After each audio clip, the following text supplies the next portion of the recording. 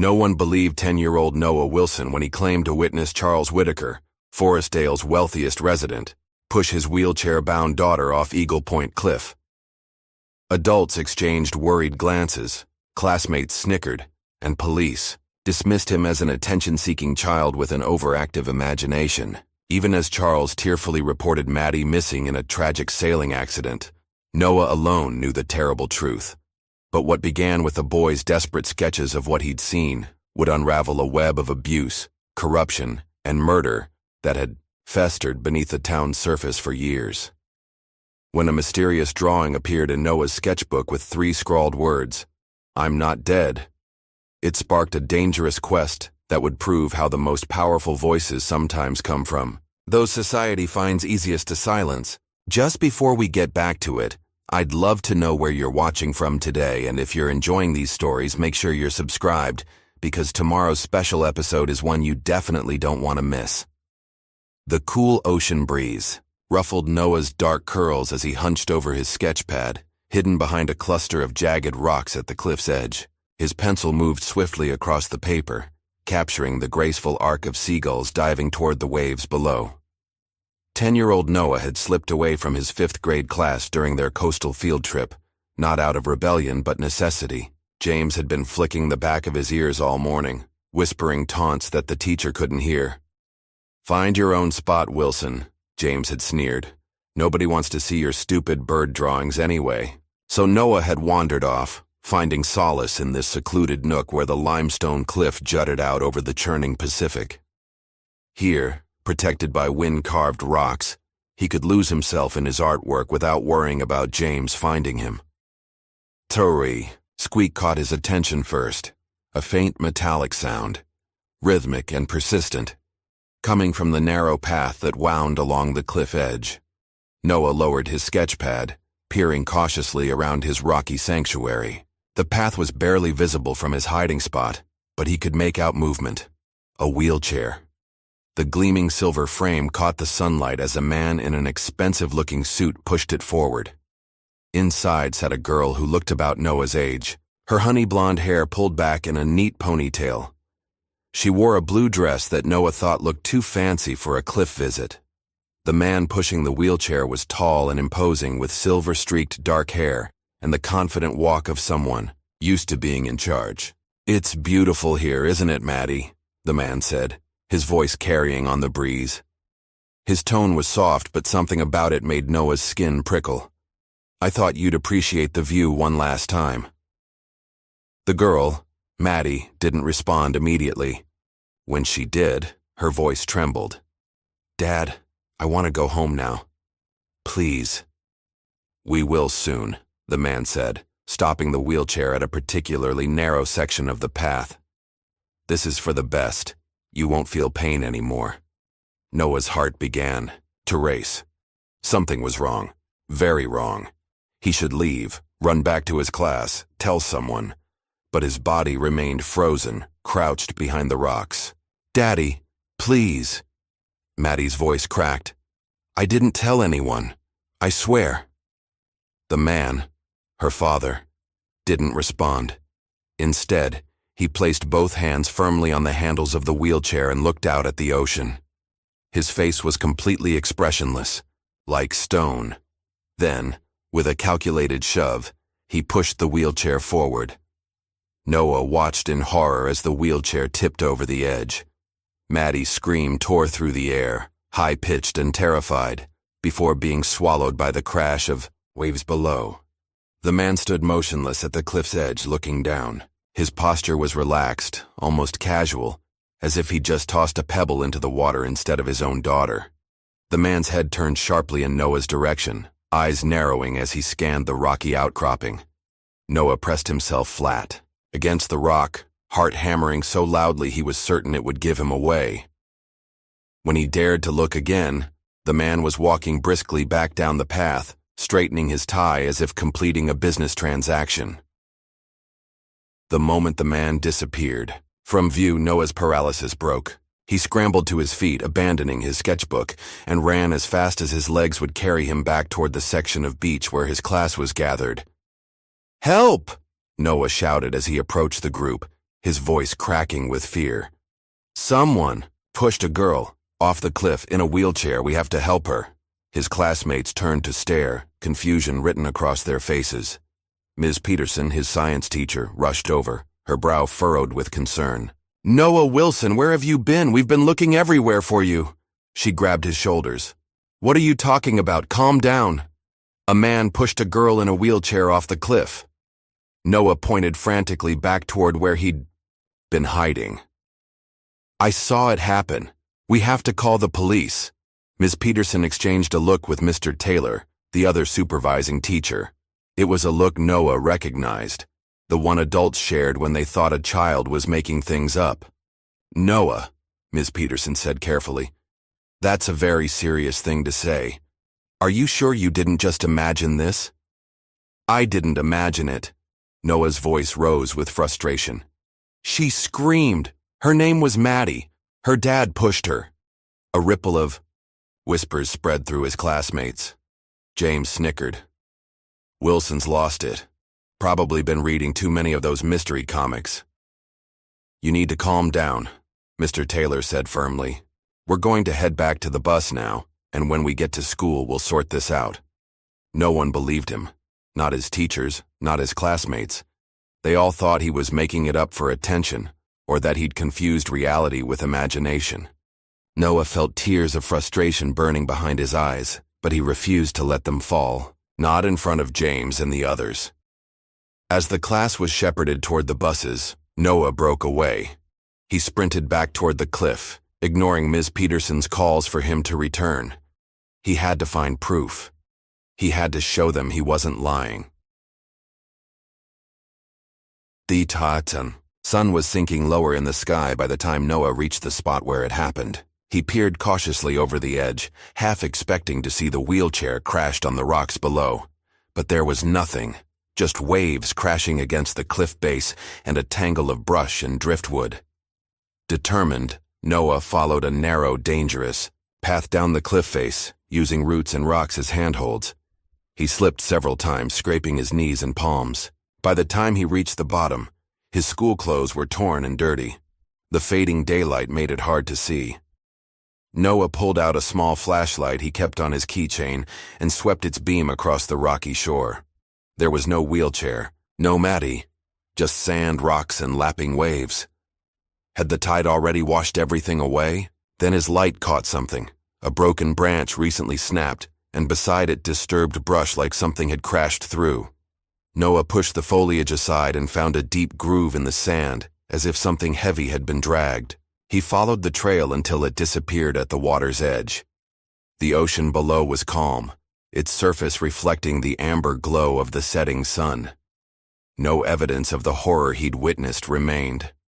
For a brief, dizzying moment, Noah wondered if he had imagined it after all, but he knew what he saw. He knew it was real. When Noah finally returned home, his parents were frantic. The school had called hours ago, reporting him missing after he'd run off. His mother alternated between hugging him tightly and scolding him through tears, while his father stood with his arms crossed, disappointment etched into his features. "I'm sorry," Noah mumbled, though he wasn't really. Not when something so much worse had happened. "But Mom, Dad, I saw something terrible. A man pushed his daughter off the cliff in her wheelchair." His parents exchanged that same look his teachers had shared earlier. "Noah," his father began, but Noah cut him off. "I'm not making it up. Her name was Maddie, and her dad pushed her wheelchair right over the edge. I heard her scream." "That's enough," his father said firmly. "Go to your room. We'll talk about this in the morning when you've calmed down." Defeated, Noah trudged up to his room. But instead of going to bed, he went straight to his grandmother's room. Granny May had moved in with them last year after her stroke, and she was the only one who ever really listened to Noah. Granny May was sitting in her rocking chair by the window, her silver hair loose around her shoulders. She looked up as Noah entered, her weathered face immediately registering concern. "What's wrong, my boy? You look like you've seen a ghost." Noah sank onto the floor beside her chair and told her everything. The man in the suit, Maddie in the wheelchair, the push, the scream, how no one believed him. Granny May listened without interruption, her knitting needles falling still in her lap. When he finished, she reached out and placed a gnarled hand on his shoulder. "I believe you," she said simply. Relief crashed over Noah like a wave. Someone believed him. He wasn't crazy. "But Noah," Granny May continued, her voice low and serious, "this is dangerous business. If what you saw is true, then that man has done something terrible, and he won't want anyone to know about it." "I have to tell the police," Noah insisted. "And you will," Granny May said. "But you need to be careful. Powerful men can make anything disappear, but the truth always rots its way back up, like a body in shallow ground." She squeezed his shoulder. "Promise me you'll be careful." "I promise," Noah whispered. That night, Noah couldn't sleep. He kept seeing Maddie's face, hearing her scream. The next morning, the local news was abuzz with a story. Charles Whitaker, prominent businessman and philanthropist, had reported his daughter Madison missing after a tragic sailing accident. The news showed Charles, immaculately dressed in a suit that Noah recognized with a chill, his face a mask of grief as he pleaded for any information about his beloved Maddie. "She's the light of my life," Charles said, his voice breaking convincingly. As cameras flashed, "Please, if anyone saw anything, come forward. I just want my little girl back." Noah stared at the TV in shock. Sailing accident? It was a lie. A complete lie. And there was Maddie's face on the screen. The same girl he'd seen pushed off the cliff. Her school photo showed a solemn-faced child with serious eyes and the faintest hint of a smile. That evening, Noah noticed a black car parked across from their house. It hadn't been there before. As he peered through the blinds, he saw a man in sunglasses sitting behind the wheel, seemingly watching their home. The next day at school, Noah opened his backpack to find his drawings of the cliff scene missing. All of them. Someone had taken them while his backpack sat unattended in the coat room. People were beginning to look at him strangely. Teachers, neighbors, even his parents. He'd overheard his mother on the phone with someone saying, "He's been under a lot of stress lately. Overactive imagination. We're thinking of taking him to see someone." They thought he was losing his mind. But Noah knew what he saw. And somewhere out there, Maddie needed someone to tell the truth. 3 weeks had passed since that day at the cliff. 3 weeks of nightmares, of adults exchanging worried glances over his head, of classmates whispering that Noah Wilson had finally cracked. But worst of all was the knowledge that Maddie's father was getting away with it, being celebrated as a grieving parent while his daughter's true fate remained hidden. Noah had started following Charles Whitaker. It was risky and probably stupid, but he couldn't just sit around doing nothing. After school, instead of heading home, he would bike to the wealthy part of town where the Whitaker mansion stood behind ornate iron gates. On this particular afternoon, Noah had positioned himself behind a large oak tree across the street, sketchbook in hand as a cover story, in case anyone questioned his presence. But he wasn't drawing birds today. He was watching Charles Whitaker emerge from his house, dressed in another immaculate suit, his silver-streaked hair perfectly styled. Charles walked to his Mercedes, but instead of getting in, he stood beside it as another vehicle approached. A black SUV with heavily tinted windows. The driver's window rolled down, and Charles handed over a manila envelope. The exchange took less than 10 seconds, and then the SUV drove away. Noah scribbled furiously in his notebook, recording the time, the make of the SUV, and what little he could see of the driver. Male, dark glasses, baseball cap. It wasn't much, but it was something. Another piece of the puzzle. Later that week, Noah followed Charles to a downtown restaurant and watched through the window as he met with Chief Bennett from the local police. They spoke in hushed tones over expensive steaks, and though Noah couldn't hear what they were saying, the friendly clap on the shoulder that Charles gave the chief before they parted ways sent a chill down his spine. "What exactly are you doing, kid?" Noah nearly jumped out of his skin at the voice. He whirled around to find a teenage girl standing behind him, arms crossed over her faded band t-shirt. She had wild, curly hair dyed blue at the tips and dark, skeptical eyes that seemed to see right through him. "Nothing," Noah said quickly, shoving his notebook into his backpack. "Just walking." "Yeah, right." The girl rolled her eyes. "You've been stalking that rich guy for like a week now. I've seen you skulking around his neighborhood. What's your deal?" Noah hesitated. Everyone he'd told so far had dismissed him. Why would this random teenager be any different? "I'm Cora," the girl said when Noah remained silent. "I'm stuck doing community service at the park across from Whitaker's house. Graffiti," she added with a hint of pride. "So I've had plenty of time to notice you being all secret agent behind the trees." "I'm Noah," he said finally. "And I saw him murder his daughter." He expected her to laugh, to roll her eyes again and walk away. Instead, Cora studied his face for a long moment. "Wow," she said finally. "That's intense and totally delusional." She shook her head. "Everyone knows about Maddie Whitaker. Sailing accident, right? Been all over the news." "That's a lie," Noah insisted, a familiar frustration rising in his chest. "I saw him push her wheelchair off Eagle Point Cliff, but no one believes me." Cora snorted. "Yeah, well, why would Charles Whitaker, who's basically this town's golden boy, push his kid off a cliff in broad daylight? That's not just murder, that's stupid murder." "I don't know why he did it," Noah admitted, "but I know what I saw." Cora seemed about to deliver another sarcastic comment when something caught her eye. She nudged Noah and nodded toward the restaurant. Charles was leaving, speaking intently on his phone.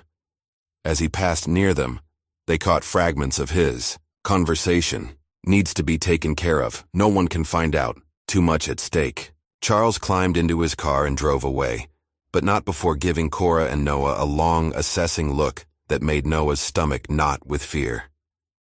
"Okay," Cora said slowly once Charles was gone. "That was definitely sketchy." She turned to Noah. "Look, I still think you're probably full of it, but Whitaker is acting suspicious. And I'm bored out of my mind picking up trash in that park, so maybe we can help each other out." That night, after much planning and against Granny May's explicit warnings, Noah met Cora at the edge of the Whitaker property. The mansion was dark, except for a faint light in what must have been Charles's study. Security lights illuminated the grounds, but Cora seemed to know all the blind spots. "My brother works for a security company," she explained when Noah asked. "He's always complaining about rich people installing fancy systems then leaving obvious gaps."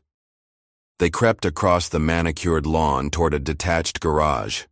Noah's heart was pounding so hard he was sure it would set off some kind of alarm, but they reached the building without incident. The garage was locked, but Cora produced a thin piece of metal from her pocket. "Please tell me you're not actually picking that lock," Noah whispered. "Relax," Cora muttered, working the tool into the keyhole. "My dad used to lock me out when he was drunk. Had to learn how to get back in somehow." After a minute of jiggling, there was a soft click. "Bingo!" They slipped inside, using their phone flashlights to navigate the space. The main bay held Charles's Mercedes and a sleek Jaguar, but it was what sat in the corner that made Noah freeze. Wheelchair. Not just any wheelchair, but one identical to the one Maddie had been in that day at the cliff. It was dusty and clearly hadn't been used in a while, but it was definitely a second wheelchair.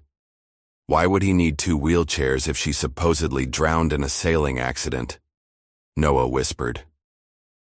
Cora's skeptical expression had given way to genuine concern. Maybe he kept a spare? Or maybe, Noah said, he pushed one wheelchair off the cliff for show, knowing no one would find Maddie's body because she wasn't in it. Before Noah could continue, headlights swept across the garage windows as a car pulled up the driveway. "We need to go." "Now," Cora hissed, pulling Noah toward a side door. They slipped out just as they heard the main garage door begin to open. Next day, Noah and Cora went to the police station to report what they'd found. Officer Miller, A younger cop who seemed less dismissive than the others took their statement but looked uncomfortable the entire time. "Look, kids," he said finally, "I appreciate your concern, but Charles Whitaker is a respected member of this community. These are serious accusations and you don't have any real evidence." "We saw a second wheelchair in his garage," Noah protested. "Having a spare wheelchair isn't a crime," Officer Miller said gently. "I'll look into it, but I wouldn't get your hopes up." As they left the station, Noah noticed a familiar black SUV parked across the street, the same one he'd seen Charles pass the envelope to. "They're not going to help us," Cora said, kicking a stone across the sidewalk. "My brother always says the police in this town are bought and paid for." Noah wasn't surprised when later that evening he saw Officer Miller's patrol car pull up to the Whitaker mansion. The officer went inside and emerged 20 minutes later, looking grim. The next day at school, Noah was called to the principal's office. Mr. Lawson, who had always been friendly before, now regarded Noah with a mixture of pity and sternness. "Noah," he said, folding his hands on his desk, "I'm concerned about some behavior that's been reported. Several teachers have noticed you seem preoccupied, and there have been disturbing themes in your drawings." Noah's stomach dropped. "What do you mean? You've been drawing scenes of accidents, violence, and now I hear you've been spreading stories about Mr. Whitaker, who, I might add, just donated the funds for our new library wing." "They're not stories," Noah insisted. "I saw—" "You're suspended for 3 days," Mr. Lawson interrupted. "We've called your parents and they agree you need some time to reset. When you return, I expect this obsession with the Whitaker tragedy to be behind you." That evening, as Granny May helped Noah organize his room, a task his mother insisted would help him focus on positive things, she paused while folding his clothes, a distant look in her eyes. "You know," she said quietly, "I used to work for Maddie's mother." Noah's head snapped up. "What? You never told me that." Granny May sat heavily on the edge of Noah's bed. "It was years ago, before my stroke. I was a housekeeper at the Whitaker mansion when Mrs. Whitaker was still alive. Clara was her name. Beautiful woman, but sad. Always sad." "What was she like?" Noah asked eagerly. This was the first new information he'd had in weeks. "Gentle, kind to the staff, which is more than I can say for him." Granny May's face hardened. "Charles treated her like a possession, not a wife. I'd hear them arguing late at night. Once I saw her with bruises she tried to cover with makeup." "You think he hurt her?" Noah whispered. "I know he did," Granny May said firmly. "And not just physically. He controlled everything, who she saw, where she went, even what she ate. When little Madison was born, Clara was desperate to protect her from his influence.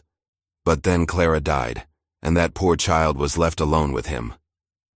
"How did Mrs. Whitaker die?" Noah asked. "An accident," they said. "She fell down the stairs at their vacation home. No witnesses." Granny May's eyes met Noah's meaningfully. "I left their employment soon after. Couldn't stand to be in that house anymore. But I've always wondered." With Noah suspended from school, Cora took it upon herself to continue their investigation. She had a study hall period that coincided with the librarian's lunch break, giving her access to the school's archival room where old newspapers were kept. 2 days later, Cora showed up at Noah's house with a stack of photocopies. "You need to see these," she said, spreading them across Noah's bedroom floor. "I found articles about Clara Whitaker's death 7 years ago. It says she died from injuries sustained in a household accident, but there was never an autopsy report filed." "How is that possible?" Noah asked, scanning the article. "It gets weirder," Cora continued, pulling out another sheet. "The medical examiner who signed off on her death certificate retired suddenly 2 weeks later and moved to Florida. And get this, the vacation home where she died was sold within a month and demolished." "He covered it up," Noah whispered, "just like he's doing with Maddie." The next day, while following Charles again, Noah witnessed something that made his blood run cold. Charles was meeting with a woman in an expensive suit at an outdoor cafe. A lawyer, based on the briefcase and the legal papers spread between them. Noah positioned himself at a nearby table, pretending to be sketching while straining to hear their conversation. "This is becoming a problem, Charles," the woman was saying, her voice low but intense. "First the missing persons case, now these rumors." "I don't pay you to lecture me, Margaret," Charles snapped. "I pay you to fix things. Even I can't fix." "A murder investigation if it comes to that," the lawyer hissed. Charles's face darkened with anger. She was mine to control. Now everything's at risk. As the conversation continued, Noah tried to capture key phrases in his notebook. He was so focused that he didn't notice Charles watching him until the man abruptly stood up. "Take care of the papers," Charles told the lawyer before walking directly toward Noah, who frantically gathered his things to flee. But Charles simply passed by him, pausing only long enough to say in a voice only Noah could hear, "Talented artist." But curious children often find themselves in dangerous situations. The threat was unmistakable. That night, Noah told Cora about the encounter, expecting her usual sarcastic quips about his recklessness. Instead, she was unusually quiet. "My dad left when I was 7, she said finally, sitting cross-legged on Noah's floor. "Just packed up and disappeared.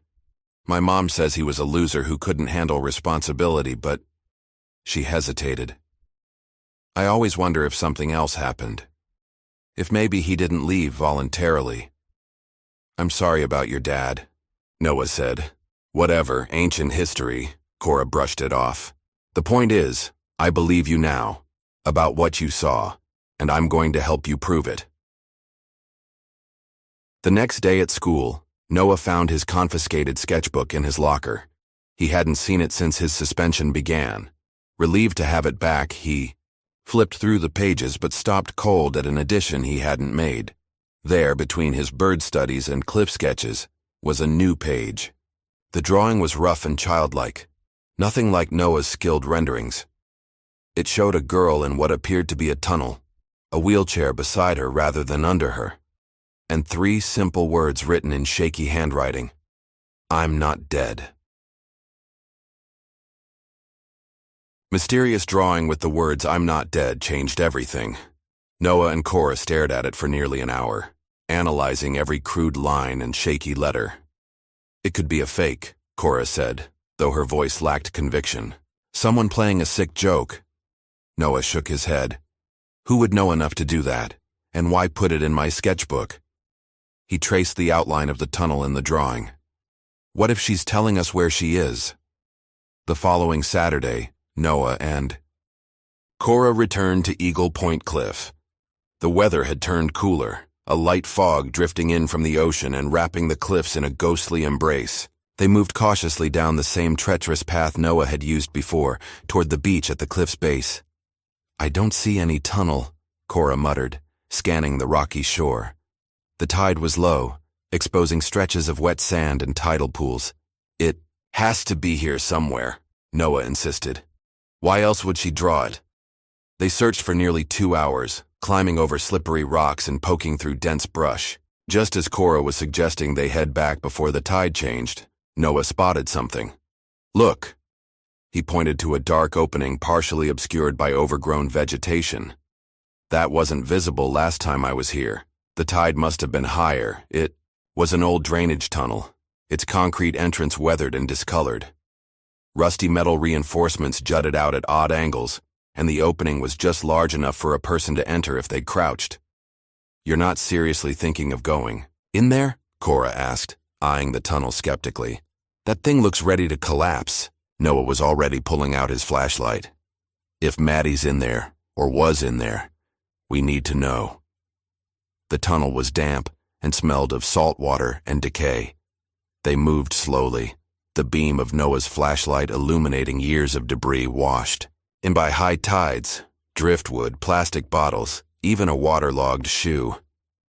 "This place is disgusting," Cora whispered, her voice echoing slightly. and probably full of diseases. Noah didn't respond. His light had caught something metallic glinting among the debris. He crouched down and carefully extracted it, a broken metal spoke, the kind used in wheelchair wheels. "Cora," he whispered, holding it up. "Look." A few feet further, wedged between some rocks, they found a folded piece of paper sealed inside, a plastic sandwich bag. Noah's hands trembled as he opened it. Inside was a childlike drawing similar to the one that had appeared in his sketchbook. A girl with blonde hair, a son, and what looked like a small cabin. At the bottom, in the same shaky handwriting, were the words, "He thinks I'm dead. Don't tell." "She's alive," Noah breathed, his voice a mixture of relief and disbelief. "Maddie's alive." "But where is she?" Cora asked, taking the drawing from Noah. "This looks like a cabin or something, not a tunnel." They continued deeper into the tunnel, which eventually opened up into a larger chamber that appeared to be an old storm drain junction. Water dripped from the ceiling, and multiple smaller tunnels branched off in different directions. On one wall, scratched into the concrete, was a crude arrow pointing toward one of the tunnels, and what might have been the letter E. "E for exit," Cora suggested. "Or maybe a name?" They followed the tunnel with the arrow for nearly 15 minutes before it gradually sloped upward and finally emerged in a densely wooded area, about half a mile from the cliff. The exit was well hidden by brush and would be easy to miss unless someone knew it was there. "She could have crawled through here," Noah said, "if she survived the fall and wasn't too badly hurt." "And then what?" Cora asked. "Where would a kid in a wheelchair go? How would she survive?" The answer came 3 days later, when Cora called Noah in a state of barely contained excitement. "I found something," she said, her voice hushed even over the phone. "My brother mentioned an old employee of Whitaker's who got fired years ago. Some kind of maintenance guy who lives off the grid now. His name is Elias." "E for Elias," Noah whispered. "Exactly. And get this, he lives in a cabin in the woods not far from where that tunnel exits." Finding Elias proved difficult. The man clearly didn't want to be found. After 2 failed attempts, they finally located his cabin, a small, sturdy structure partially hidden by trees, with solar panels on the roof and a well-tended vegetable garden. Smoke curled from the chimney despite the mild weather. "What if he's dangerous?" Cora whispered as they approached. "What if he's in on it with Charles?" Noah didn't get a chance to respond. The cabin door swung open, and a tall, lean man with a salt and pepper beard aimed a shotgun directly at them. "That's far enough," he said, his voice gruff but not threatening. "State your business." Noah stepped forward, hands raised. "We're looking for Maddie Whitaker." The man's expression didn't change, but his grip on the shotgun tightened.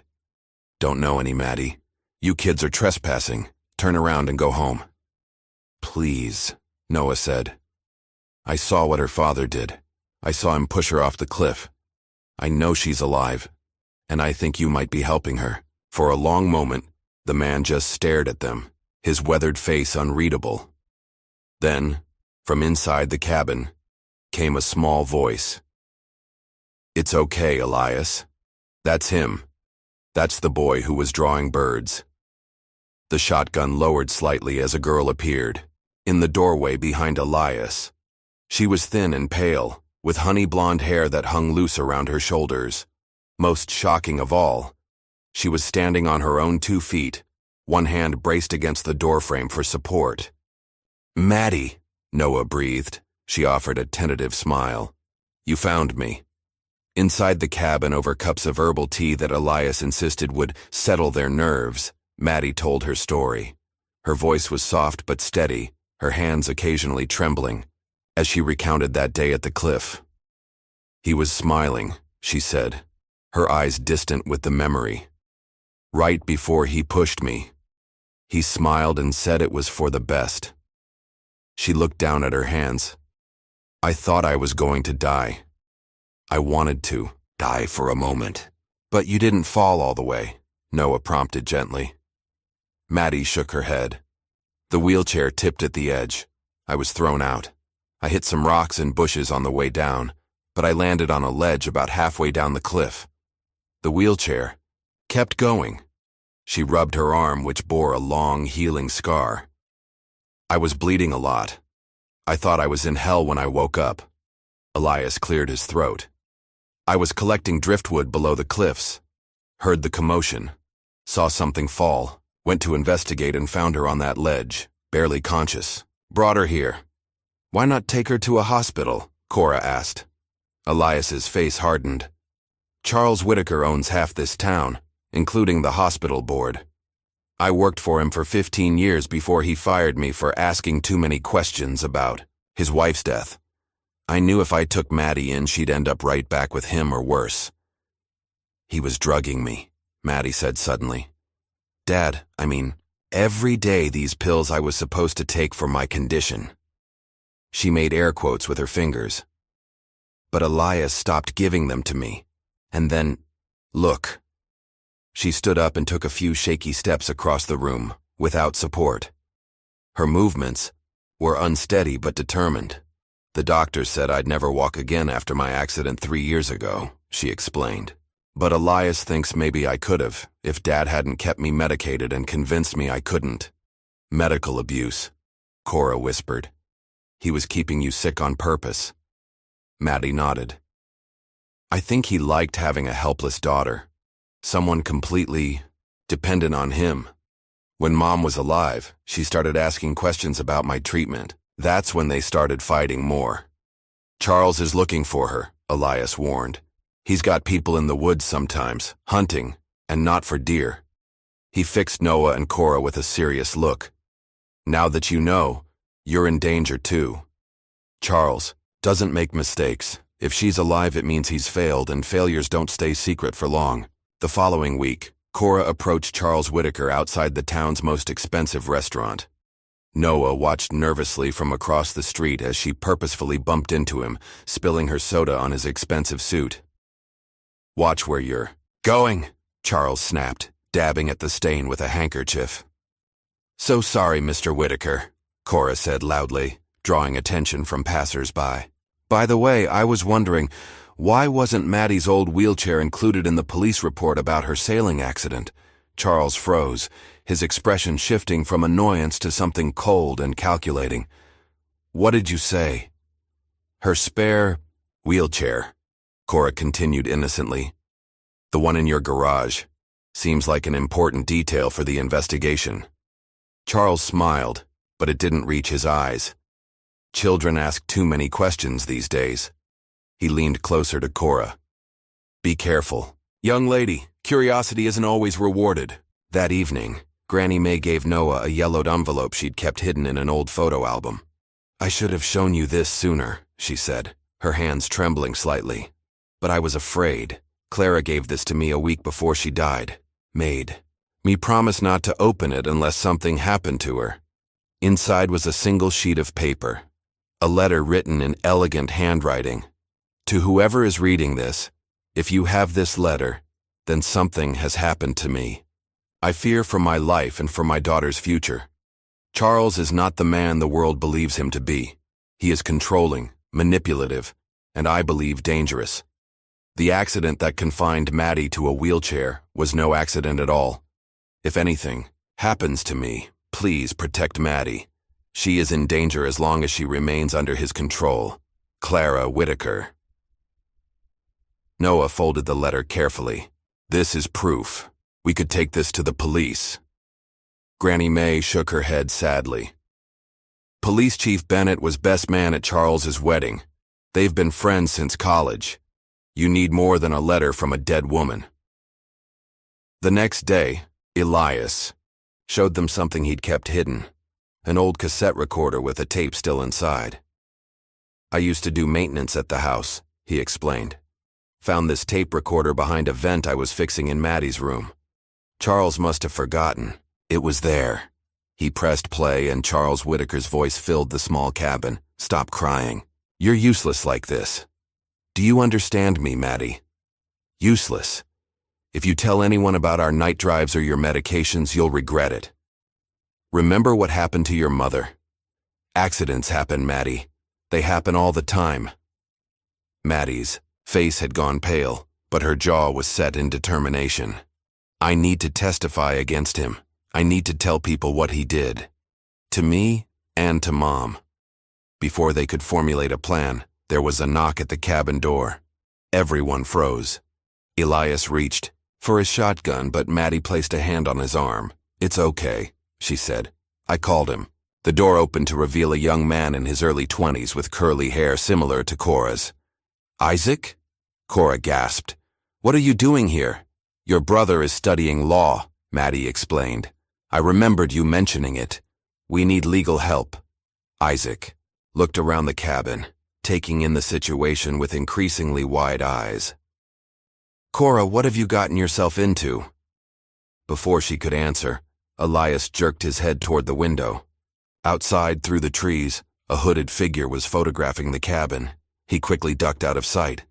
They found us, Elias said grimly. Charles knows. The next morning, thick smoke filled the cabin as Elias shook Noah and Cora awake. Fire, he shouted. They've set the woods ablaze. Through the windows, orange flames licked at the surrounding trees, a wall of fire approaching from 3 sides. The only clear path was toward the creek that ran behind the property. Grab only what's essential, Elias commanded, helping Maddie to her feet. We have minutes, not hours. Noah stuffed the letter from Clara and his sketchbook into his backpack. Cora grabbed the cassette tape. Maddie hesitated by a small desk, her hand hovering over a leather-bound journal. My diary, she whispered. Mom gave it to me. No time, Elias said, pulling her toward the door. It's just things, Maddie. We need to save ourselves. They fled through the woods, Elias carrying Maddie on his back when her legs grew too tired. The creek provided a natural barrier against the fire, and they followed it downstream for nearly a mile before stopping to catch their breath. They burned everything, Maddie said, tears streaming down her face. All I had left of Mom was in that journal. They're trying to destroy evidence, Isaac said grimly, and scare us off. He turned to Cora. I'm calling my mentor, Frances Duval. She was disbarred for taking on the wrong powerful clients, but she still knows her way around the law. She can help us. Frances Duval turned out to be a steely-eyed woman in her 50s who asked sharp questions and took meticulous notes. When they finished explaining the situation, she sat back in her chair and tapped her pen against her notepad. You've got a compelling story, she said, but stories aren't evidence in court. We need something solid, documentation, witnesses, physical evidence that can't be disputed. We had evidence, Cora said bitterly, but Charles burned it all. Not all of it, Granny May said. They had reconvened at Noah's house where Maddie was reunited with the elderly woman who had once helped care for her. Granny May reached for the necklace she always wore, a small silver pendant that hung from a thin chain. With trembling fingers, she twisted it open, revealing a tiny USB drive hidden inside. Clara gave me this along with the letter. She explained, told me to keep it safe and close to my heart always. On the drive were audio recordings, Clara Whitaker's voice documenting her suspicions about Charles, conversations about offshore bank accounts, and her plans to leave him and take Maddie away. The final recording cut off abruptly mid-sentence. This is it, Frances said, her eyes gleaming. This is what we need. Electronic evidence with timestamps that predate her death. But their victory was short-lived. The next day, using his influence as a major donor and business leader, Charles convinced the mayor to declare a public safety emergency in response to the forest fire. Roads were blocked, police increased patrols, and news stations ran stories about dangerous arsonists still at large. He's shutting down the town, Isaac said, making it impossible for us to move or communicate. While searching through the charred remains of Elias's cabin for anything salvageable, Cora made a discovery. Under a fallen support beam, protected by a metal toolbox that had partially melted over it, was a small fireproof safe. Inside was Maddie's burner phone, a prepaid cell phone Elias had given her for emergencies. The phone contained text messages between Maddie and someone saved, as SM, messages that dated back months before Charles pushed her off the cliff. SM, are you safe? Has he increased your medication again? Maddie, yes. Can barely stay awake now. Please help. SM, I'm trying to gather evidence. Stay strong. I'll come for you soon. Maddie, he found the papers. Says we're going for a drive tomorrow. SM, don't go, make an excuse, I'm almost ready. Maddie, too late. Love you. SM, Noah read aloud. Who's SM? Maddie's voice was barely above a whisper. Sarah Morgan, my stepmother. Dad told everyone she abandoned us and moved to Europe, but she was trying to help me. Another woman Charles made disappear, Granny May said grimly. While Maddie recovered at Granny May's house, she began physical therapy of her own design, simple exercises to strengthen her legs, short walks that grew longer each day, balance practice using a broomstick as support. Noah often sat with her, sketching as she worked, documenting her progress in detailed drawings. I want to stand in front of him in court someday, Maddie said during one of these sessions. I want to look him in the eye while I testify on my own 2 feet. I want him to know he failed to break me. Charles's grip on the town tightened. Police officers questioned Elias about his suspicious activities. Isaac was pulled over 3 times in one day for routine traffic checks. Local news ran a special segment on Charles Whitaker, highlighting his charitable contributions and his strength through tragedy. We need to break his control, Francis said during a strategy meeting. Right now, he's controlling the narrative. We need to change that. I have an idea, Cora said slowly. But it's risky. Really risky. The plan was simple but dangerous. They would set a trap. Maddie would pretend to turn herself in, claiming she had run away and now wanted to come home. She would wear a hidden microphone provided by Francis, hoping to get Charles to incriminate himself. It's too dangerous, Noah protested. What if he hurts her again? I need to do this, Maddie insisted. It's the only way to end this. The meeting was arranged. A public reconciliation at the town park, with media invited to document the touching reunion of father and daughter. Charles arrived looking appropriately emotional, arms outstretched to embrace his lost child. But something was wrong. There were too many police officers present, all positioned strategically around the perimeter, and Charles's smile held an edge of triumph that made Noah's blood run cold. Maddie, Charles said, his voice breaking perfectly on cue. My sweet girl, you had us all so worried.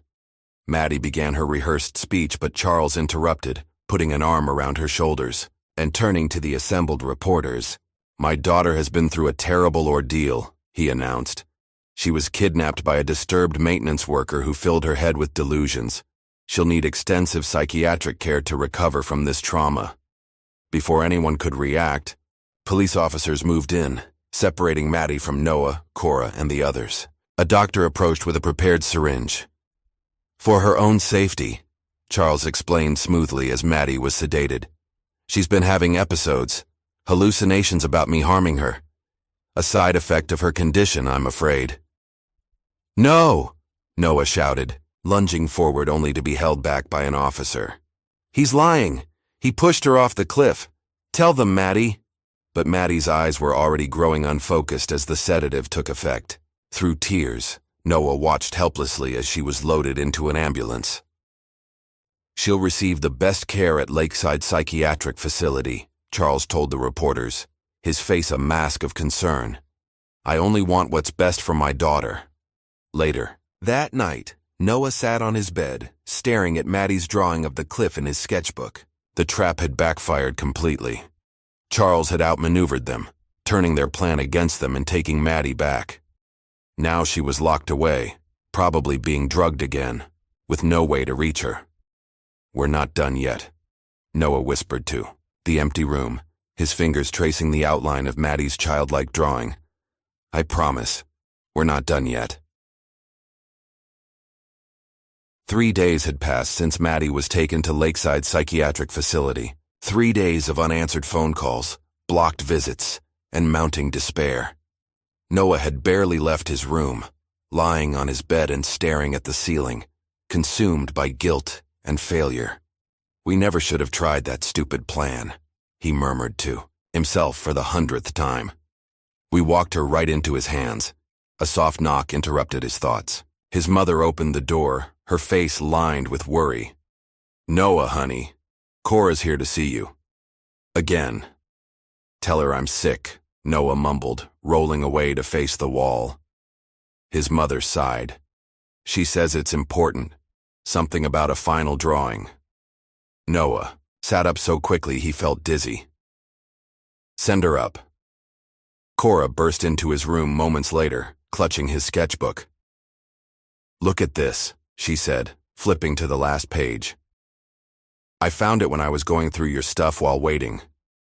It wasn't here before." A new drawing had appeared in Noah's sketchbook, similar to the previous ones, but this time showing a crude sketch of a boy holding what looked like a key. Written beneath it in that same shaky handwriting, "Don't give up." "How did this get here?" Noah asked, examining the page. "It has to be Granny May," Cora said. "She must have snuck it in. The question is, how did she get it from Maddie?" They found Granny May in her rocking chair, knitting calmly as if she didn't have a care in the world. "Granny," Noah said, holding up the sketchbook. "Did you put this drawing in here?" The old woman continued knitting for a moment before looking up with a small smile.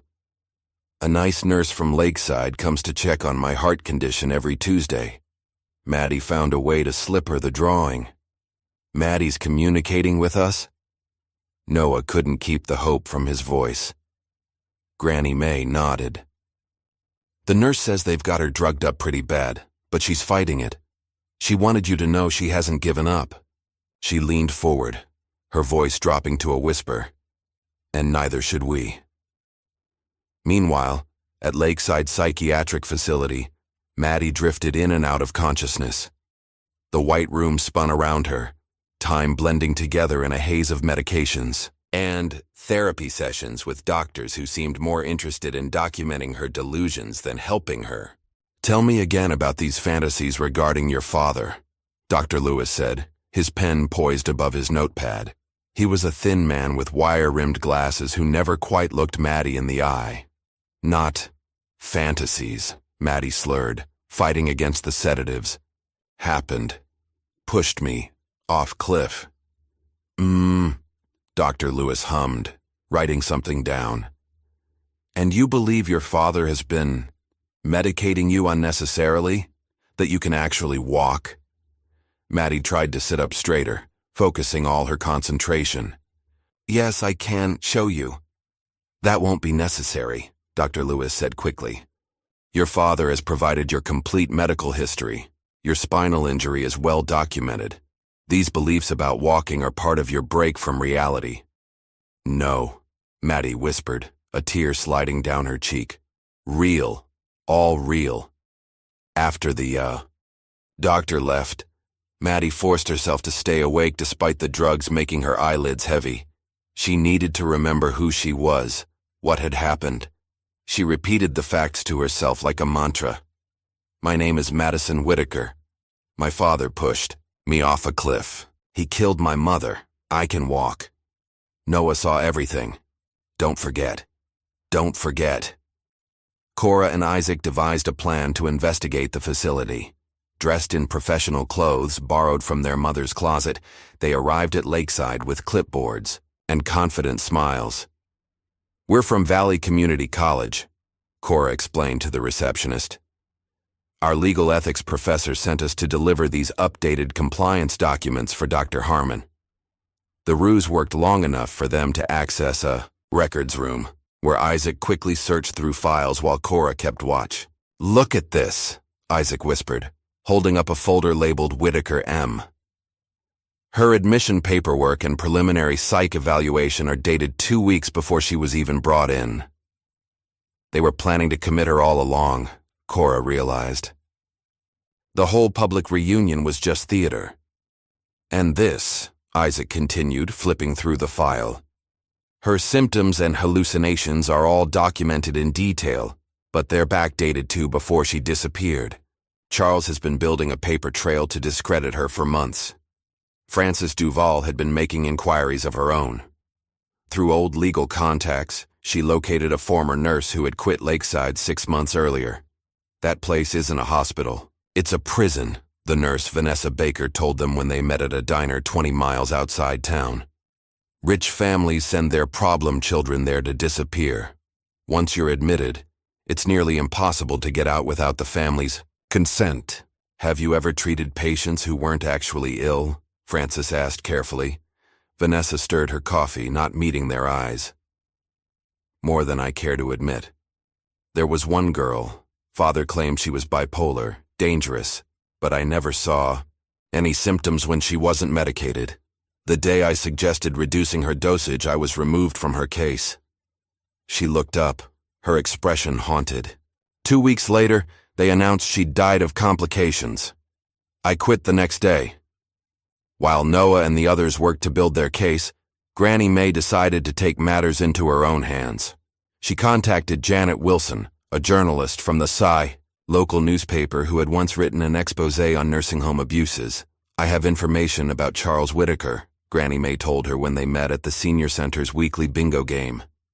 About his daughter, his wife's death, and the cover-ups. Mrs. Henderson, Janet said carefully, those are serious accusations. Charles Whitaker owns the company that publishes our paper. I know the risks, Granny Mae replied, sliding over a flash drive, but the truth needs to come out. That man pushed his daughter off a cliff and is now drugging her in a psychiatric facility to keep her quiet. Janet hesitated, fingers hovering over the flash drive.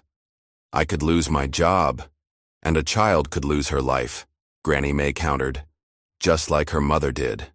2 days later, Charles Whitaker called a press conference on the steps of City Hall. Dressed impeccably as always, he spoke with practiced emotion about his daughter's tragic mental health situation. Madison has been suffering from paranoid delusions, a side effect of her spinal injury and medications, he explained to the assembled reporters. These delusions include elaborate conspiracy theories about me and others wishing to harm her. He paused, dabbing at his eye with a handkerchief. As a father, it breaks my heart to see my child suffer this way. I ask the community to be wary of any wild conspiracies being spread about our family. Madison needs healing, not exploitation. Noah watched the press conference on TV, his fists clenched in frustration. He's doing it again. Controlling the story, making everyone doubt her, just like he's been doing to Maddie for years. Meanwhile, Elias had gone deep underground after narrowly escaping another attempt to capture him when police raided his new hideout. He reached out to an old friend, a woman named Dorothy Dottie Simmons, a former IT specialist who now lived off the grid after exposing corporate corruption. I need your help, Elias told her. We have evidence against a powerful man, but no way to make it public without him shutting it down. Dottie, a middle-aged woman with faded purple hair and multiple computer screens in her trailer, listened to the whole story without interruption. Controlled media, bought police, psychiatric imprisonment, she summarized.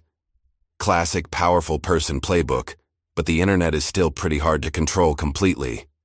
She cracked her knuckles. Give me what you've got, and I'll help you build a digital deadman switch. If anything happens to any of you, everything goes public at once.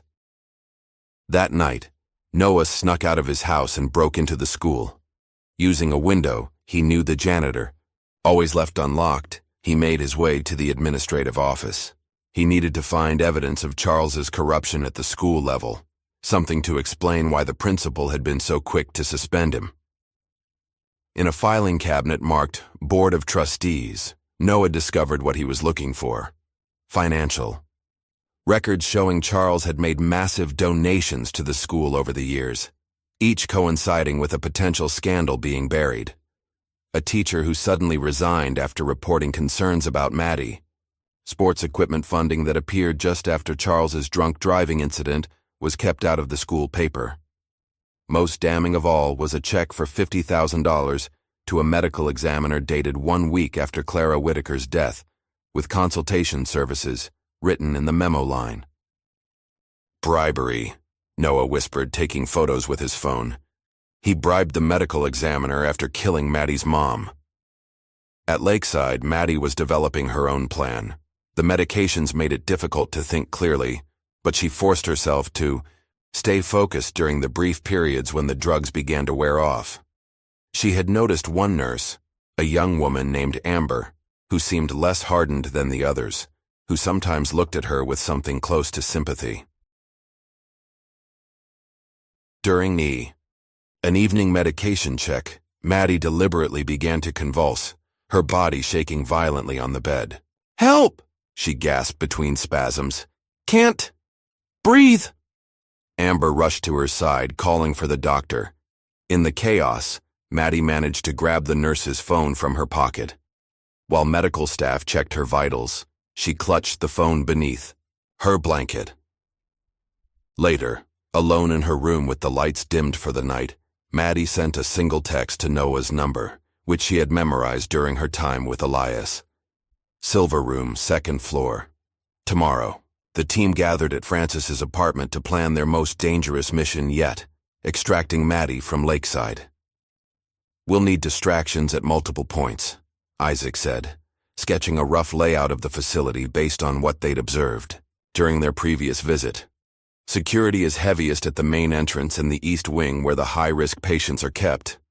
I can cause an electrical issue," Elias suggested, "temporarily disable their security systems, but it won't give you much time." "I can disguise myself as delivery personnel," Noah volunteered, small enough to not seem threatening, old enough to be a high school kid with a part-time job. "And I'll create a distraction at the front desk," Cora added. "Drama club has to be good for something, right?" As they finalized their plan, Francis looked around at the determined faces of the unlikely team. A disbarred lawyer, an off-grid maintenance man, a teenage graffiti artist, a law student, and a 10-year-old boy. All risking everything to save one girl from a man who seemed untouchable. "Charles Whitaker has no idea what's coming for him," she said softly. The morning of the rescue operation dawned clear and crisp. Noah barely slept the night before, his mind racing with all the ways their plan could fail. But when Dottie arrived with the disguises and equipment, a strange calm settled over him. They were really doing this. They were going to save Maddie. "Remember," Francis told them during the final briefing, "if you're caught, you say nothing, except 'I want a lawyer.' No explanations, no justifications, just those 5 words." Noah nodded, slipping on the blue uniform Dottie had procured, a convincing replica of the local courier services outfit, complete with a cap pulled low over his eyes. The ID badge hanging around his neck identified him as Jake Miller, a Bapai, 16-year-old part-timer. Dottie had aged him up in the photo with subtle makeup and lighting. "You look like a completely different person," Cora said, herself transformed with a blonde wig and glasses to play the role of an administrative intern. At exactly 2:15 p.m., the operation began. Isaac created a minor traffic incident near the facility's main road, diverting attention and resources. Minutes later, Elias activated a device Dottie had rigged, causing a brief power fluctuation in the facility's electrical system. With security distracted, Cora entered through the main entrance, arms full of files. "Delivery for Dr. Lewis," she announced to the receptionist. "Annual compliance reports. Need signatures on all of these immediately." As the flustered receptionist began sorting through the paperwork, Noah slipped in through a service entrance, pushing a dolly loaded with boxes. With staff focused on the power issues and Cora's administrative chaos, he made his way to the 2nd floor using the service elevator. The Silver Room turned out to be a reference to the door, uniquely painted silver instead of the standard white of the other rooms. Noah approached cautiously, checking for staff. The corridor was empty, most personnel responding to the multiple distractions. Using a keycard Dottie had programmed, Noah swiped the lock. It flashed red. He tried again, his heart hammering. Red, again. On the third try, just as panic began to set in, the light turned green. Maddie was lying on a narrow bed, her eyes half closed, an IV in her arm. She looked smaller somehow, paler, her honey blonde hair limp around her face. For a terrifying moment, Noah thought they were too late. Then her eyes focused on him, and a faint smile touched her lips. "You came," she whispered. "Always." Noah replied, moving quickly to her side. "Can you walk?" Maddie struggled to sit up. "Not well. They've been keeping me drugged." Noah removed the IV with care, using the technique Dottie had shown him. He helped Maddie to her feet, supporting her weight, as her legs threatened to buckle. "My wheelchair," she murmured, nodding toward the corner. "It's chained to the wall." Noah examined the chain securing the wheelchair. It was heavy-duty, with a padlock that would take too long to pick. Thinking quickly, he grabbed a decorative paperweight from the nightstand and used it to wedge the wall door open. "We'll have to go without it," he decided. "I'll help you." In the hallway, an alarm suddenly blared. Not part of their plan. Somewhere, something had gone wrong. "Attention all staff," a voice announced over the intercom. "Security breach in progress. Initiate lockdown procedures." "We need to hurry," Noah urged, half carrying Maddie toward the service elevator. But when they arrived, the elevator was disabled, emergency protocols in effect. "The stairs," Maddie suggested, pointing to a door marked emergency exit. They had barely made it down one flight when a security guard appeared below them. Noah froze, Maddie's arm still around his shoulders, trapped on the landing. Just then, the power went out completely. Elias had cut the main line, plunging the stairwell into darkness except for the dim glow of emergency lights. In the confusion, Noah and Maddie slipped past the disoriented guard, continuing downward. By the time they reached the ground floor, sweat was pouring down Noah's face from the effort of supporting Maddie's weight. "Almost there," he encouraged her as they approached a service door Elias had identified as their extraction point. "Elias is waiting on the other side." But when they pushed through the door, it wasn't Elias waiting for them. It was a black SUV with tinted windows, its engine running. Noah's blood ran cold. "Run!" he whispered to Maddie, trying to pull her back inside. Too late. The SUV's door opened, and a familiar figure stepped out. "Going somewhere?" Charles Whitaker asked, his voice unnervingly calm. Before they could retreat, two men emerged. From behind them, blocking their return to the building. Noah recognized one as the driver who had received the manila envelope weeks ago. "My daughter needs her medication," Charles said smoothly, approaching them. "And you, Noah Wilson, need to learn about boundaries." He turned to his men. "Take them both. The boy, too." Suddenly, headlights flooded the area as another vehicle roared into the parking lot. Elias's truck, with Cora in the passenger seat. The truck screeched to a halt between Charles and the children. Elias jumped out, shotgun in hand. "Back away. From them, Whitaker." Charles didn't even flinch. The loyal handyman still fighting battles you can't win. He reached inside his jacket. Elias raised the shotgun. "Don't." Everything happened at once. Charles withdrew not a weapon but a phone, pressing a button. Sirens wailed in the distance, rapidly approaching. One of Charles's men lunged at Elias, who fired a warning shot into the air. In the chaos, Noah pulled Maddie toward the truck. "Get in!" Cora shouted, throwing open the rear door. They scrambled inside as Elias backed toward the vehicle, keeping his shotgun trained on Charles, who stood watching with an eerie calm. "Let them run," Charles said to his men, who had started to pursue. "They'll lead me right to what I need." As they sped away, Maddie collapsed against Noah, exhaustion and relief overwhelming her. "He let us go," she whispered. "Why would he let us go?" "He's playing with us," Elias growled, eyes fixed on the road as police cars streaked past them in the opposite direction. Like a cat with mice, they drove for hours, taking back roads and switching vehicles twice. First to Dottie's van, then to an old pickup truck Isaac had borrowed from a friend. By nightfall, they reached their new hideout, an abandoned mining complex outside town, where tunnels honeycombed the hillside. The mines have been closed for decades, Dottie explained as she led them through a hidden entrance reinforced with modern supports. I've been prepping this place as a fallback for years. Multiple exits, natural ventilation, and completely off any grid. Inside, the main chamber had been converted into a surprisingly comfortable living space, with solar-powered lights, cots, food supplies, and even a small bathroom with running water pumped from an underground spring. Francis and Isaac were already there, having taken different routes to avoid being followed. Granny May had been relocated to the home of Janet Wilson, the journalist, for safety. Charles will be looking for us, Francis warned. He'll have the police, private security, maybe even state authorities if he can convince them we kidnapped Maddie. Let him look, Dottie said confidently. I've set up motion sensors and cameras covering every approach. If anyone comes within half a mile, we'll know. Without the heavy medications from Lakeside, Maddie began to improve rapidly. Color returned to her cheeks, and her mind cleared. Noah sat with her as she practiced standing, then taking small steps, recording her progress. In his sketchbook, I never wanted to die, Maddie confessed one evening as they sat at the mouth of a tunnel, watching the sunset paint the distant hills.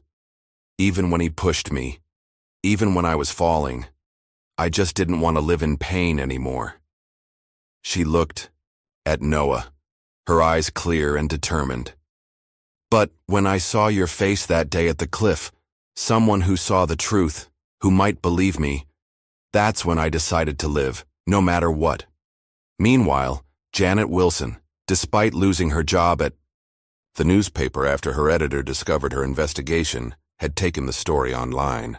Using Dottie's secure servers, she published a series of articles detailing Charles Whitaker's history of abuse, complete with the evidence the team had gathered. The story gained traction slowly at first, then exploded when a national news blog picked it up. Suddenly, people were asking questions, demanding answers. Charles's carefully constructed public image began to crack. In response, Charles arranged his own interview with a friendly local TV station. Looking appropriately distressed, he explained that his daughter had been kidnapped by a disturbed former employee with a grudge who had brainwashed her and potentially other children. I just want my daughter back safe, he said, tears glistening in his eyes.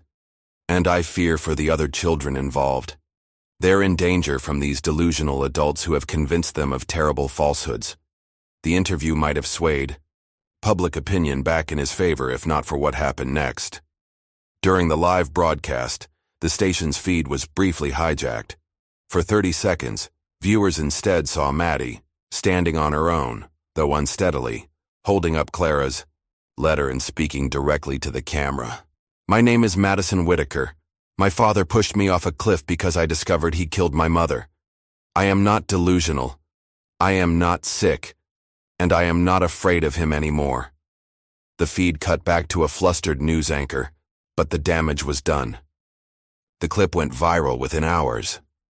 Charles's retaliation was swift and brutal. Using connections no one knew he had, he arranged for Noah's grandmother to be arrested on fabricated charges of endangering a minor. The message was clear. Surrender. Maddie, or those they loved, would suffer. He's raising the stakes, Francis warned during an emergency meeting. And he won't stop with Granny May. Then we don't stop either, Noah said firmly, surprising everyone with his conviction. We've been running and hiding. It's time to face him directly. What are you suggesting? Cora asked. Noah looked around at their unlikely team, then at Maddie, who nodded in silent agreement. We go back to where it all began, Noah said. We return to the cliff. Granny May sat straight-backed in a cold metal chair, facing two men in dark suits who had been questioning her for hours. The small room in the county detention center smelled of disinfectant and stale coffee. Despite her exhaustion, Granny May's eyes remained defiant. Let's try this again, Mrs. Henderson, said the taller man whose ID badge read Agent Wilson. Where is Madison Whitaker currently located? I've told you already, Granny May replied. I don't know where my grandson and his friends are. I'm an old woman with a heart condition. Do you think they'd tell me their secret hideout? The second man leaned forward. You're not being charged with kidnapping yet, but obstruction of justice is still a serious offense. Mr. Whitaker is very concerned about his daughter's safety. Granny May gave a dry laugh. I'm sure he is. Concerned she might tell the truth. About him. Mrs. Henderson, Agent Wilson sighed. We have evidence that you've been in contact with the group harboring Maddie. Phone records show calls between you and Noah just days ago. My grandson calls to check on me. That's not a crime. It is when you're aiding fugitives. Outside the detention center, a small crowd had gathered. Janet Wilson's stories had stirred something in the community. Doubt, questions, and for some, outrage at the treatment of an elderly woman. Among the protesters was Ms. Peterson, Noah's science teacher from the field trip. I didn't believe him, she told a reporter who had shown up to cover the demonstration. When Noah came running to tell us what he'd seen that day at the cliff, I dismissed him. We all did. Now I can't help wondering if we failed that boy when he needed adults to trust him. In the abandoned mine that served as their hideout, Francis and Isaac were preparing legal documents spread across a makeshift table. We need to build an airtight case, Francis explained, sorting through papers. Attempted murder, conspiracy, medical abuse, obstruction of justice, false imprisonment, the works. But it all hinges on Maddie's testimony. And getting a judge who isn't in Charles's pocket, Isaac added grimly. That's why we're filing in federal court, Francis replied. Outside Charles's sphere of influence, we've documented financial transfers to 3 local judges, the police chief, and half the town council. Charles may own this town, but his reach has limits. What about Granny May? Cora asked from where she sat with Noah, helping him organize his sketches and notes into a chronological record of events. I've called in every favor I have left, Francis assured them. Got an old colleague from my law firm days to represent her. They can't hold her long without formal charges, and the public attention makes it risky for Charles to push too hard.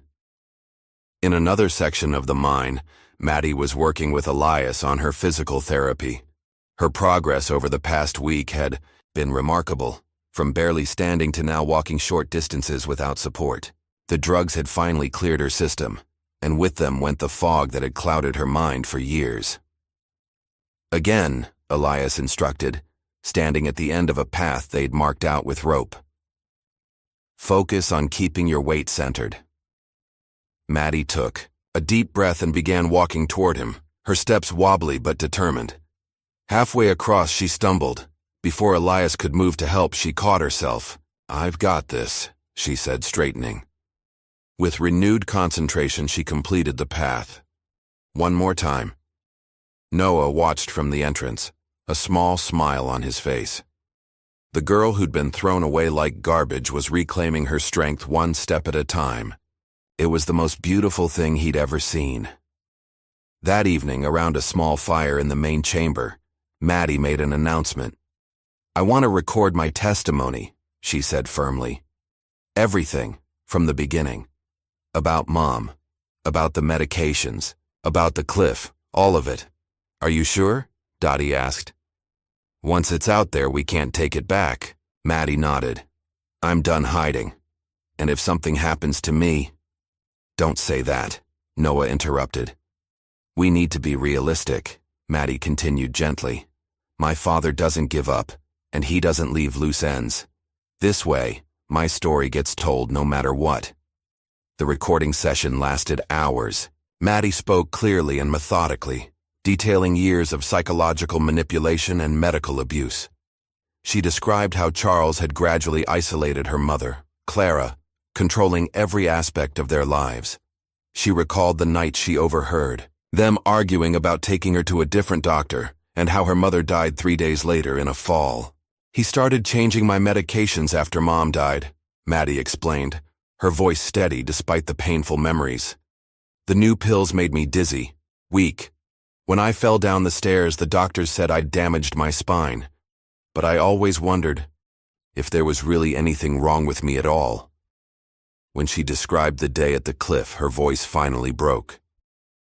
He was smiling when he pushed me, like he was setting me free. But he wasn't freeing me. He was erasing a problem.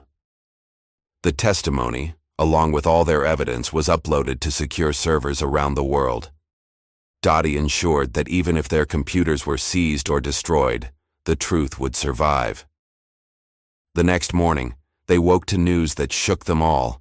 Charles had given a televised statement announcing a $500,000 reward for information leading to Maddie's rescue from her captors. "He's putting a bounty on our heads," Elias growled, pacing the chamber. "Every opportunist and bounty hunter in the state will be looking for us now." But it was what happened next that truly stunned them. On live television, Charles's spokesperson, a polished PR professional who'd been managing his public image, resigned in the middle of a press conference. "I can no longer in good conscience represent Mr. Whitaker," she announced, her professional demeanor cracking. "I've seen evidence that suggests his daughter's claims may have merit, and I urge authorities to investigate fully." She walked off. Camera as reporters shouted questions. The tide was turning. Janet Wilson's articles had gone national. Social media was flooded with "Foxer Justice for Maddie" posts. Outside Charles's mansion, protesters gathered daily, their numbers growing. In response, Charles made a calculated appearance on a morning news show, his face a mask of paternal anguish. "My daughter is disturbed," he said, shaking his head sadly. "And the children helping her, they're in over their heads. I promise you this ends soon." The threat wasn't subtle. At Noah's school, something unexpected was happening. The same classmates who had mocked him were now defending him. James, the bully who had tormented Noah on the field trip, approached Ms. Peterson after class. "I want to apologize to Noah," he mumbled, staring at his shoes. "I should have believed him." Ms. Peterson placed a hand on his shoulder. "We all should have. Sometimes it takes incredible courage to tell the truth, especially when no one wants to hear it." As public support grew, the team began formulating their most daring plan yet. After days of debate, they decided to return to Eagle Point Cliff, the scene of the original crime. "We'll recreate that day," Noah explained, drawing a rough map of the cliff area. "But this time, we'll have cameras, microphones, witnesses. We'll draw Charles out and get him to incriminate himself." "It's too dangerous," Francis argued. "He tried to kill Maddie once there already." "He won't be expecting me to walk," Maddie said quietly. Everyone turned to look at her. She stood in the entrance to the chamber, leaning slightly on a walking stick but otherwise supporting her own weight. "We use his expectations against him. He'll be looking for a scared girl in a wheelchair, not someone who can stand up to him." "And this time," Noah added, "he won't be facing a frightened 10-year-old hiding behind rocks. He'll be facing all of us."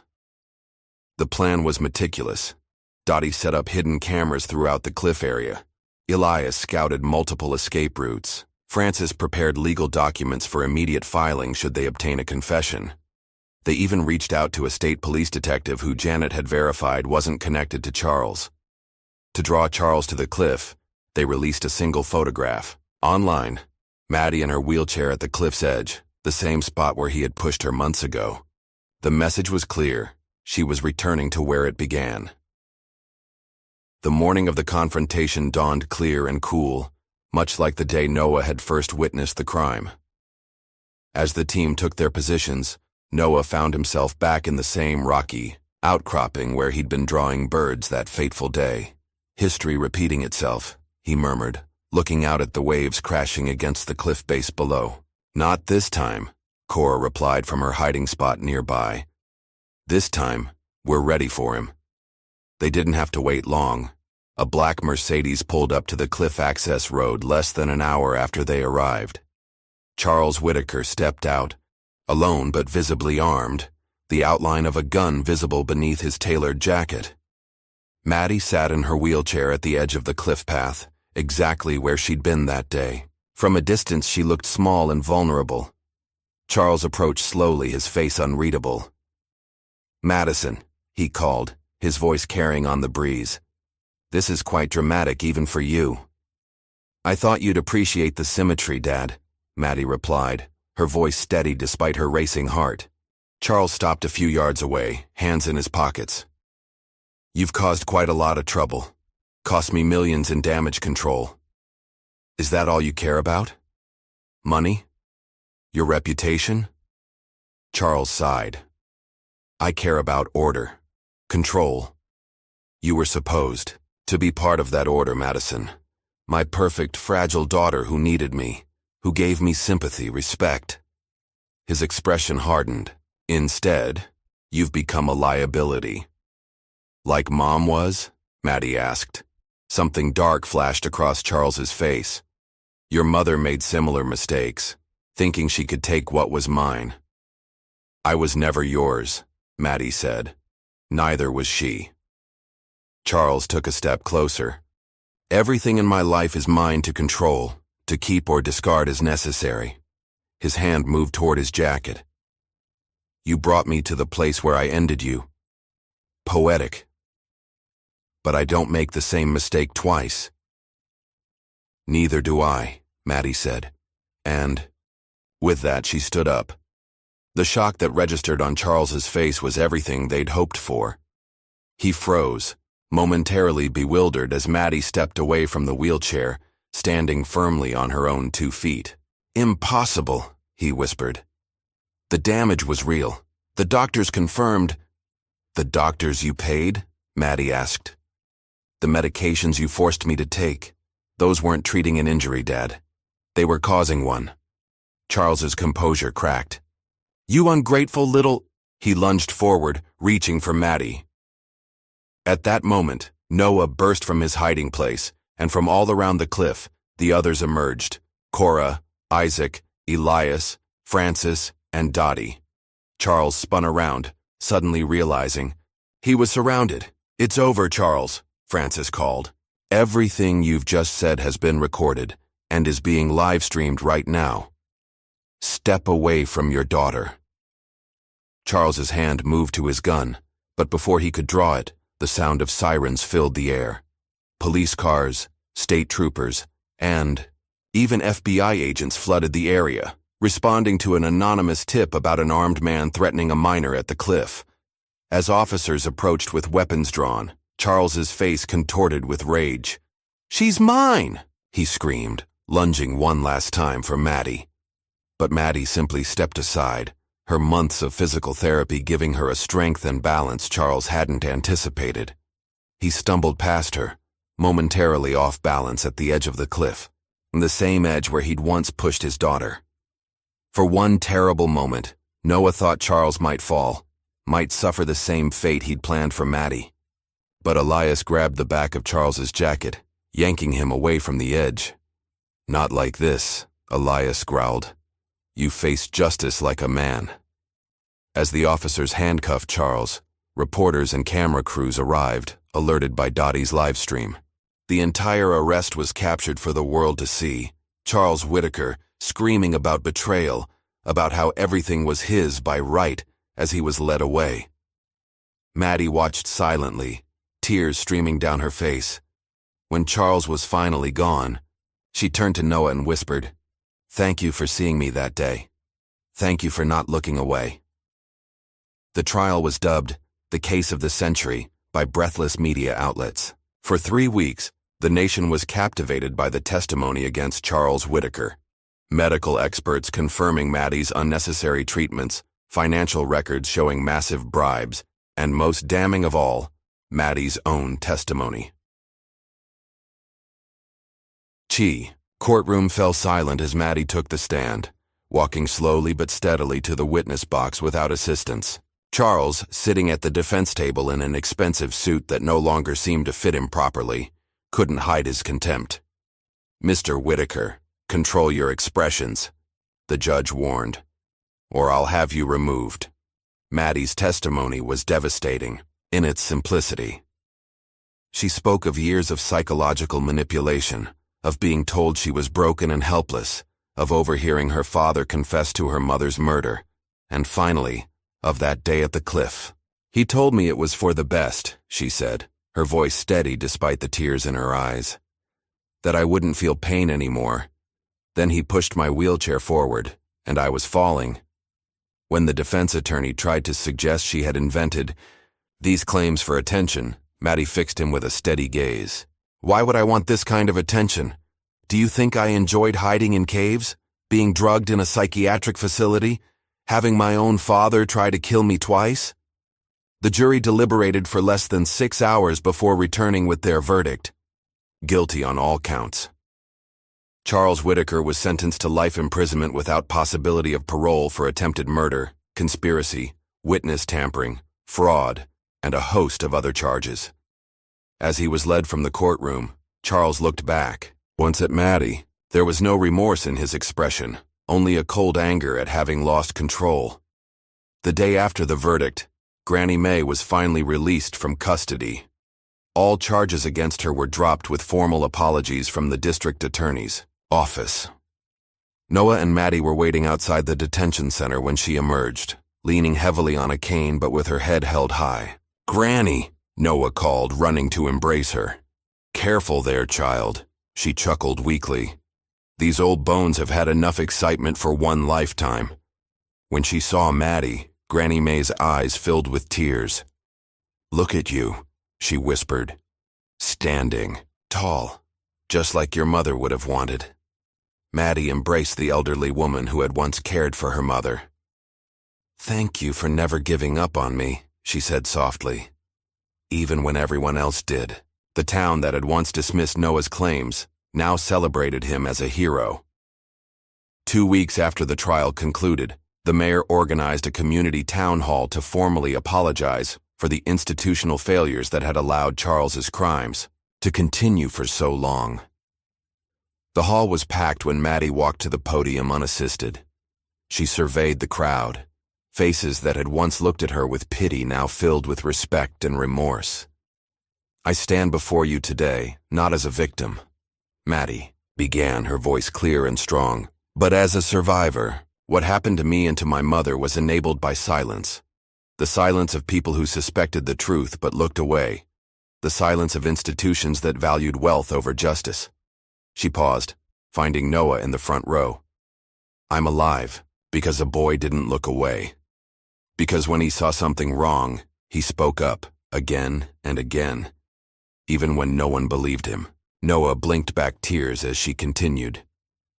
"That's the lesson we should all take from this tragedy.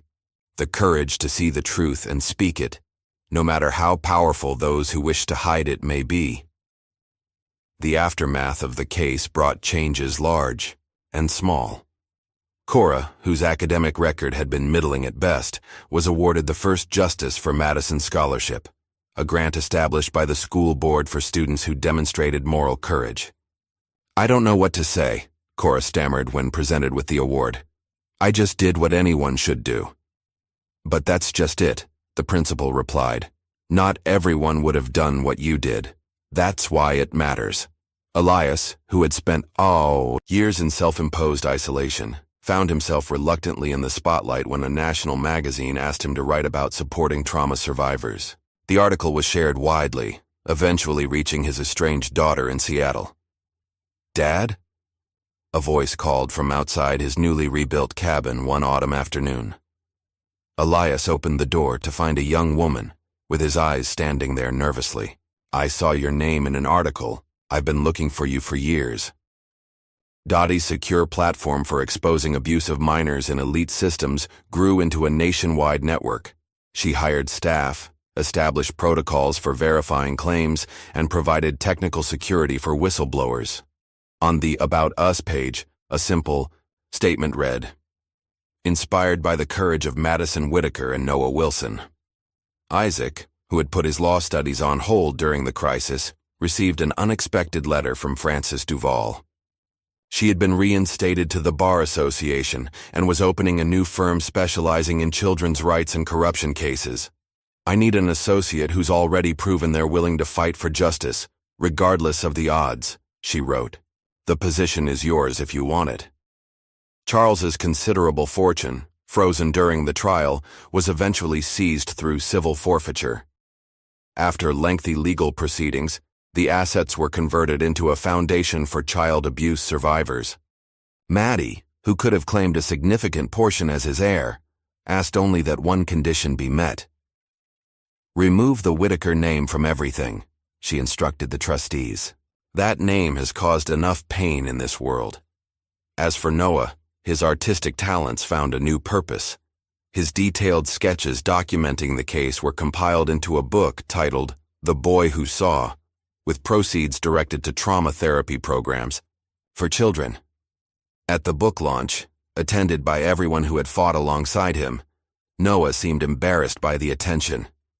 "I just drew what I saw," he told reporters. Maddie did the hard part. She survived. 1 year after Charles's conviction, Noah and Maddie returned to Eagle Point Cliff. The place that had once been the site of such horror now felt different, cleansed somehow by truth and justice. Maddie stood at the edge, not too close, looking out at the endless horizon where sea met sky. The wind tugged at her hair, longer now and healthier like the rest of her. Noah stood beside her, taller than he had been that first day, his sketchbook tucked under his arm. "Are you scared to be here?" Noah asked quietly. Maddie considered the question. "No," she said finally. "This place doesn't belong to him anymore. It's just a cliff now. Beautiful, actually, when you're not afraid." "What happens next?" Noah asked, watching a seagull dive toward the waves below. Maddie smiled, a real smile that reached her eyes, something that had once been rare but was becoming more common. "We live, Noah. We go to school, make friends, have normal problems. We remember what happened, but we don't let it define us." She took a deep breath of the salty air. "This time, we came back stronger." As they turned to leave, Noah paused to open his sketchbook. The page showed a drawing of Maddie standing tall at the cliff's edge, her face turned toward the sun, unafraid. "Perfect," he said, both to the drawing and to the moment. Together, they walked away from the cliff and toward whatever the future might hold. What would you risk to speak the truth when the whole world calls you a liar?